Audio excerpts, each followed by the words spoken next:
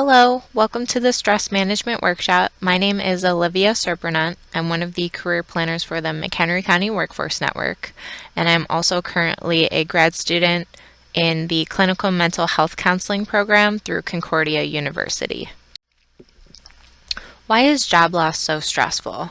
According to the Health Sciences Academy, job loss is the 8th highest major life stressor because it can impact your self-esteem, confidence, your professional identity, your daily routine, and your sense of security. That's why it's super important to know how to take care of yourself and how to plan ahead. I wanted to include a few slides just to show you the common stressors and then the symptoms of stress as well. So the highest stressor we found was based on money, then work, the economy, family responsibilities, and personal health concerns. And the symptoms of stress affiliated with each of these life stressors are becoming irritable or angry, being nervous, anxious, having a lack of interest or motivation, being fatigued, feeling overwhelmed, feeling depressed or sad. So if you do experience any of these symptoms, it's a sign that you do need to make some positive changes and just be aware that you need to practice more self-care. So if you are experiencing a lot of these life stressors, you should not feel discouraged at all. There are a lot of things that happen to our bodies, which I wanted to touch on, but there are definitely a lot of things that you can do when you are under stress. So stress can impact very negatively your immune system, your musculoskeletal system, your respiratory system, and your cardiovascular system. So if you're under prolonged stress, your immune system can become more susceptible to infections. Your musculoskeletal system can cause your muscles to tense up. It can cause ailments such as tension headaches. Your respiratory system, stress can cause your heart to beat faster, and this can trigger other conditions like asthma, panic attacks, or anxiety. And then your cardiovascular system, continued high stress can cause adverse effects such as high blood pressure and other effects on the organs of the body. So there's a lot that you can do to help relieve some of the stress you are under. The first thing you want to do is face your feelings. So you can do this by talking to friends, family, significant others, or people in job support or networking groups who've also experienced what you're going through. You just have to remember that you're not alone in this, and there are other people that can share what's worked for them and what's gotten them through the situation. You want to make sure to accept reality. So while this is difficult, it's important not to dwell on the negative. A lot of the time, people feel a lot of resentment towards the employer, which in turn, when they go in for interviews or they're talking to somebody about the job loss, it comes across as negative, and you don't want to come across as having a chip on your shoulder or being a negative person when this is just a temporary situation you're in. Then you want to create a job search plan. This is just going to help you avoid getting overwhelmed by breaking up your goals into mini goals. So this can include something simple like, I'm going to apply for 2 jobs this morning, and in the afternoon, I'm going to go to a networking event. I will leave the house to attend a job seeker workshop. Just setting mini goals, they're going to be attainable, and they're going to be something you will be able to be proud of. Then you want to focus on what you can control. So learning new skills is something you can do on your own without paying any money. There are different websites you can use like lynda.com, spelled Lynda, where you can learn different computer skills. You can focus on learning different software to make yourself more marketable. And then you can reformat or update your resume and cover letter. If you need help with this, you can reach out to the workforce. We have volunteers that will help you with that. Or you can email your resume directly to your career planner if you have an assigned career planner. You can also attend mock interview sessions to help boost your confidence. So sitting down with a volunteer, they'll be honest with you and give you feedback on your eye contact, the examples you give during your interview, and then just being able to come across as confident and whether or not they would actually hire you. Then you also want to make sure to stick with the schedule. So now that you no longer have a set schedule, it's really important to set your intention for the day. It's helpful to wake up at the same time every day, eat breakfast, make sure you get some sort of exercise, and stick to an agenda to promote more positive thinking. So one way to reduce stress quickly is to learn soft belly breathing. So soft belly breathing is just supposed to help you feel calm, supposed to help you relax. So I included a short YouTube clip here I want you to click in. It's about a 6 to 6.5 minute video, but it's just going to talk about practicing soft belly breathing. So now that you have practiced soft belly breathing, we'll also talk about the difference between natural breathing and calming breathing. So natural breathing is gently and slowly inhaling a normal amount of air through your nose, filling those lungs, having your stomach expand, exhaling easily, and then continuing this gentle breathing pattern. And that's going to help you feel relaxed. And then calming breathing is taking a long, slow breath in through your nose, first filling your lower lungs and then your upper lungs. This is where you would count to 3 and then exhale slowly while you relax the muscles in your face, your jaw, shoulders, your stomach. This is really more focusing on each breath, the length of the breath, and how that calming breathing is making you feel. So just pay attention to your body and the way that you feel after this practice. So it's super important to practice gratitude at this time as well, just because studies have shown that gratitude is strongly and consistently associated with greater happiness, especially in times of adversity. So it just helps you feel more positive emotions. It helps you remember good experiences that you've had. It helps you maintain perspective that you may have lost and build stronger relationships with the people around you. So there are a few ways to practice gratitude. I included a few pictures here of gratitude jars. So writing down one good thing that happened to you in the day. Remembering a happy memory you have from childhood. Remembering something last week that went really well for you. Something small, maybe eating your favorite sandwich was the best thing that happened to you all day. Just practicing remembering and being grateful for small things is going to help you retrieve those positive memories and be grateful. So that's going to allow you to move forward in this stressful time. A few other things you can do to practice gratitude are making a list of maybe 5 things you're grateful for right now, writing thank you letters, telling people you have in your life that they're important to you and that you're grateful for them, keeping a gratitude journal or writing down anything positive that comes to mind.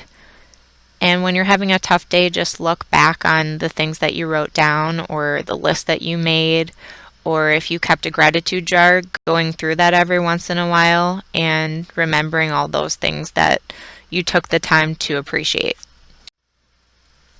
Buddhists, yogis, and Ayurvedic doctors have said for centuries how meditation helps improve health and overall well-being.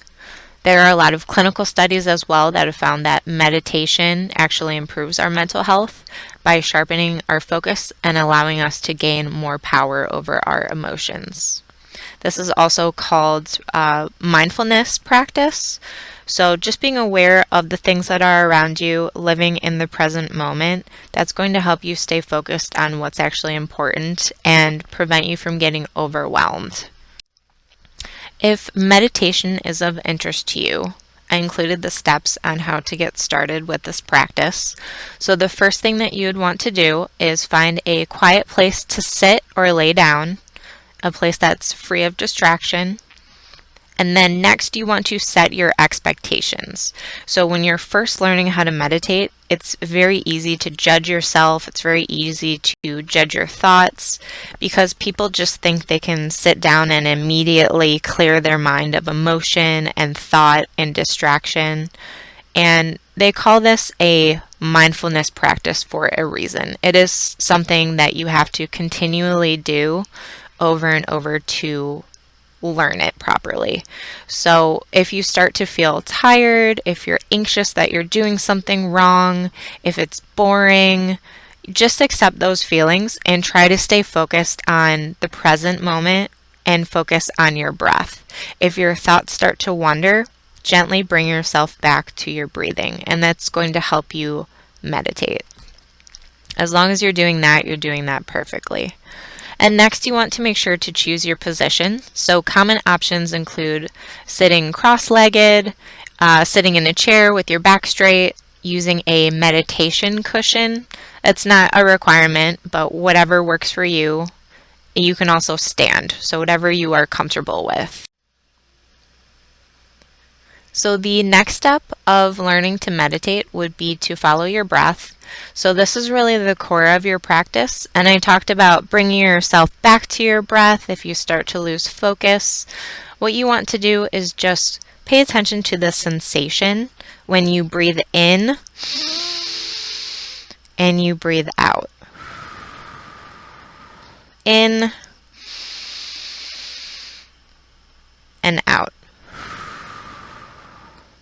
So keeping your eyes closed is going to help you stay focused, but this ultimately is going to be the core of your practice. So always bring yourself back to your breath. Then you want to let it all go. So make sure, again, not to judge yourself. If you're sitting and focusing on your breath, you're doing everything right. If you get distracted, which is completely normal, you can't turn your brain off, just gently bring your focus back to your breath. And then lastly, you want to finish your session by setting a timer or an alarm to avoid worrying about the amount of time you've been meditating. So if you're not sure what to expect, or you're bored, or you're falling asleep, this is going to help you just wrap up the whole practice and stay focused on why you're there. So another great stress reliever is yoga.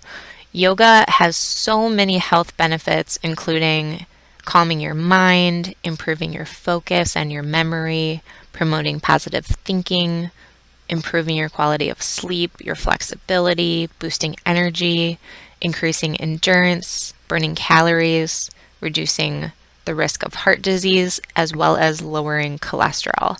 It's very simple to do. Anybody can do yoga. You don't necessarily need a yoga mat, but if you're going to be on a hard surface, it would be a good thing to use. You can make up your own moves, but I'm going to include a few yoga poses in the next slide. But yoga is just going to kind of bring everything together, help you feel that balance, and then promote all of these health benefits to relieve stress. So here are a few of the most common yoga poses for stress relief. There are different kinds of yoga you can do as well, but these are just the basic poses. So you have child's pose. If you're doing a lot of hot yoga or hatha yoga or vinyasa yoga, which increases more blood flow, you're more exercising, you might be getting sweaty. This is just to kind of bring you back to center, to relax in between the poses. So it just stretches your arms out, stretches your back. It's a really nice, calming pose. And then you have your head to knee forward bend, your bridge pose, cow, cat pose, standing forward bend, easy pose, dolphin, eagle, corpse pose, puppy pose, extended triangle pose, and legs up the wall pose. So you can also cater these to your body. If you're not super flexible, there are always ways to change these up so that you're able to do them as well. Another great stress reliever, and this isn't going to come as a surprise to you, is exercise.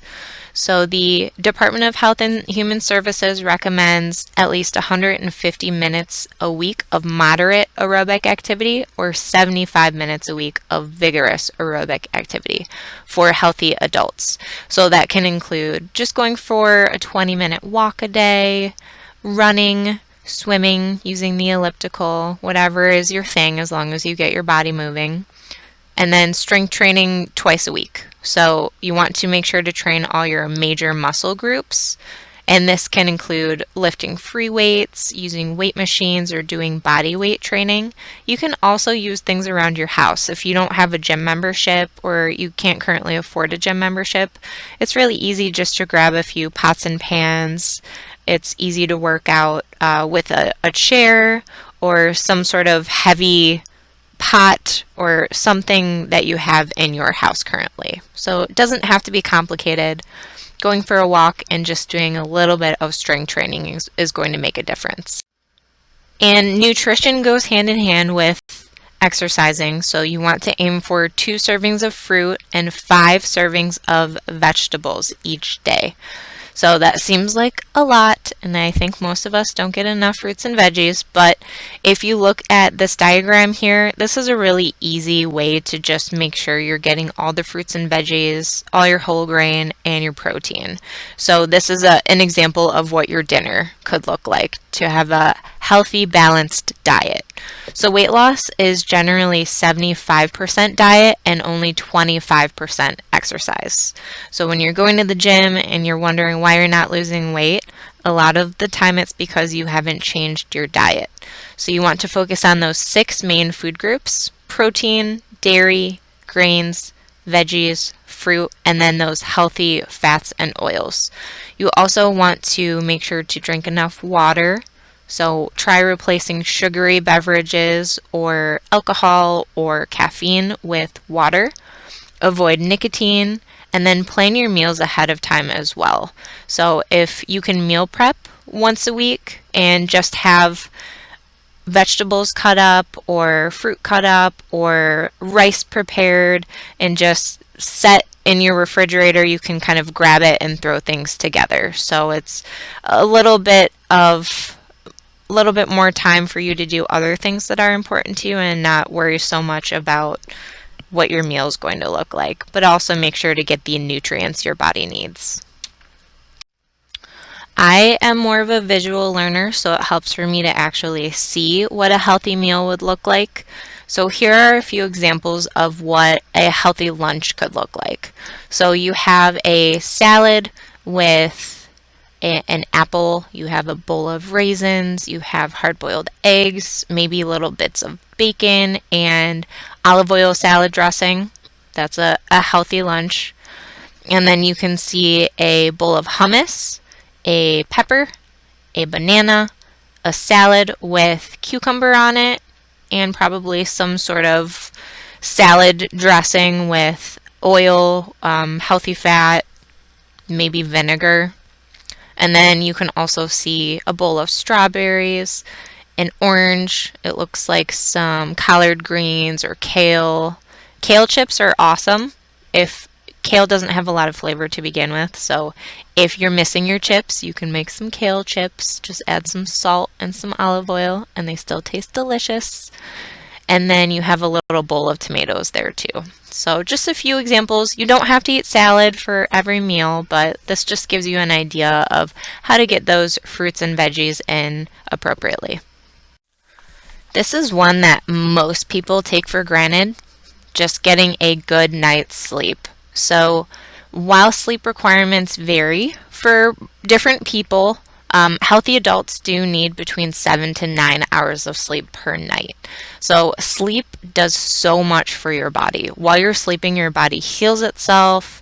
Your body is able to improve its memory, reduce stress, lower blood pressure, helps your body fight infections, helps you maintain a healthy weight, and then puts you in a better mood as well. So you're just functioning at your best when you are getting more sleep.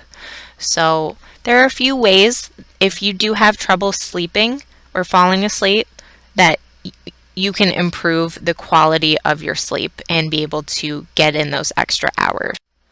One way to do that is to unplug. So technology can cause poor posture, insomnia, anxiety, depression, a sedentary lifestyle. It can cause a lot of miscommunication because you're not seeing other people's facial features when you're trying to talk to them, and feelings can get misconstrued. It can also decrease your social skills as well, because so much of our communication is via text message, is via phone, is via email. So it really separates society from one another. And according to a national survey by the University of Pittsburgh, young adults who use 7 to 11 social media platforms had more than 3 times the risk of anxiety and depression. So there's a correlation there between the amount of technology you use, how frequently you use it, and your mental health. The average US adult spends more than 11 hours daily in the digital world. So that includes watching your favorite episodes on Netflix, answering emails at work, answering the phone at work, texting people on your cell phone, using Instagram. It's a lot. It's a lot for your brain to process. And so it can be good if you're feeling overwhelmed, if you're feeling like there's too many distractions. A good thing to do would be to maybe unplug for even 1 hour a day and give yourself time to focus on other things. And laughter is the best medicine. So laughing is really the cheapest form of therapy. It has the power to not only heal your soul, but also your body. So I included a lot of really famous, awesome, inspiring quotes here. So John Cleese, he said, "Laughter connects you with people. It's almost impossible to maintain any kind of distance or any sense of social hierarchy when you're just howling with laughter. Laughter is a force for democracy." And then Robert Frost said, "If we couldn't laugh, we would all go insane." And then W.E.B. Du Bois said, "I'm especially glad of the divine gift of laughter. It has made the world human and lovable, despite all its pain and wrong." So if you feel isolated, one way to really connect with other people is through laughter. Or just watching funny videos on YouTube, reflecting on something that you thought was funny in the past, reading a funny book, just doing anything that brings you that humor and puts a positive light on the situation. It's also really important to remember that as humans, we are social creatures, and it's important for us to be around other people. So building new friendships, sometimes that can be hard to do depending on where you are and what stage you're at in your life. So if you're married and you have kids, it might be hard to make those new connections. So there are sites like meetup.com, there's Foursquare, there's GroupSpace. There are a ton of online forums that you can use to meet like-minded people. You can also participate in activities that make you happy. So joining a sport, joining a club, joining a fitness class. A lot of the time they have fitness classes offered through the park district. They have different groups at your local fitness center, at the gym. They might offer additional free classes. At the library, if you're interested in a book club or some sort of artsy activity. A lot of those are free or at a reduced cost. And then you can network as well. So because you're in job search mode, you can attend our job club. You can attend job fairs, job seeker workshops. We have a brochure where you can see everything that we have going on. And right now, because we are practicing the social distancing, I realize this is more of a challenge, but we are working on uploading everything to an online format, which hopefully that's how you're listening to this right now. So where there's a will, there's a way. Another great thing to do would be to volunteer. So volunteermatch.org is an awesome website. They have a bunch of different causes and organizations in the area. You can just look up by cause what you're interested in. There's justserve.org, and then there's All for Good. And these are just a couple resources for you to get started. Because I am a clinical mental health counseling grad student currently, I have to mention mental health as well. So if you are struggling with your mental health, know that you are not alone. And there are so many things that you can do to feel better. Here are some additional numbers for immediate assistance if you do need it. Most of them are free. So the Suicide Prevention Lifeline is always there. McHenry County Crisis Services, they're 24/7, so call them anytime at all. There's also a free service I'll mention at the end if you would like to receive free counseling. It's called MC Help, and they have an app that you can download as well and talk to a counselor for free. There is Samaritan Counseling Center, they're local. Psych Express, Centegra Behavioral Health in Woodstock, and then McHenry Community Health Center as well. So all those numbers are there for you. Any additional information I can get to you, let me know. If you would find literary resources helpful in addition to what you have learned today, I included a bunch of self-help books. I've read a lot of them myself and can definitely recommend if you would like a recommendation. The Secret by Rhonda Byrne, The Miracle Morning by Hal Elrod, The 7 Habits of Highly Effective People by Stephen R. Covey, The Power of Now, The 4 Agreements, The Power of Positive Thinking, Awaken the Giant Within, The Power of Intention, What to Say When You Talk to Yourself, Who Moved My Cheese, and then Out of the Maze by Spencer Johnson. If you are more tech savvy, there's always an app for that. So there's a great app called Calm. So if you were interested in the meditation section, you can actually download this app for free and you can practice guided meditations. You can also pay for it, so you do get more features, but you can use it for free and access that aspect. There is Headspace, that's also guided meditation for anxiety and depression relief. That one also has a free aspect.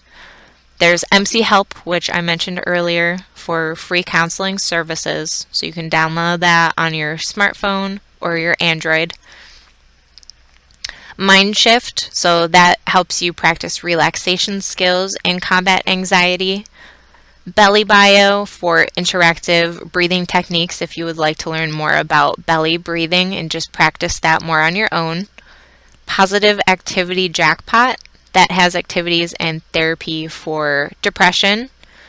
Take a Break for more guided meditation and stress relief. Operation Reach Out, which is military created suicide prevention. And then Relax and Sleep Well with Glenn Harold, and that's just going to help improve your sleep quality.